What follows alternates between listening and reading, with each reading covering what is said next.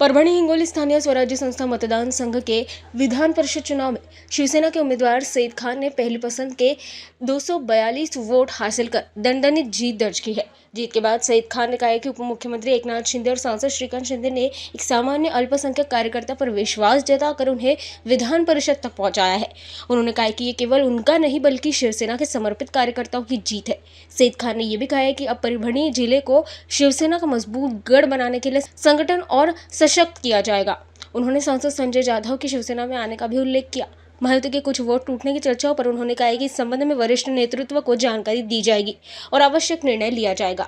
आज एक अल्पसंख्याक कुटुंबामधला मी मुलगा असताना मला उमेदवारी दिली, माझ्यावर विश्वास ठेवला आणि महाराष्ट्राचे मुख्यमंत्री देवेंद्र फडणवीस साहेब, महाराष्ट्राचे उपमुख्यमंत्री वहिनी यांचा पण आभार व्यक्त करतो आणि आमच्या जिल्ह्याचे पालकमंत्री, आमची मोठी बहीण मेघना दीदी बोर्डीकर ताई असू द्या, माजी आमदार बोर्डीकर साहेब असू द्या, माजी मंत्री वरपुडकर साहेब असू द्या, आमचे बसमतचे आमदार, आमचे पक्षाचे नेते संतोष बांगर साहेब असू द्या, आमदार बंडू जाधव साहेब असू द्या, सर्वच आमचे नेते ज्यांनी मला आशीर्वाद दिला, आमचे जिल्हा परिषद सदस्य असू द्या, आमचे नगरसेवक, नगराध्यक्ष, सर्व पक्षाचे भाजप, राष्ट्रवादी, काँग्रेसचे पण लोकांना मदत केली, त्यांचा पण आभार।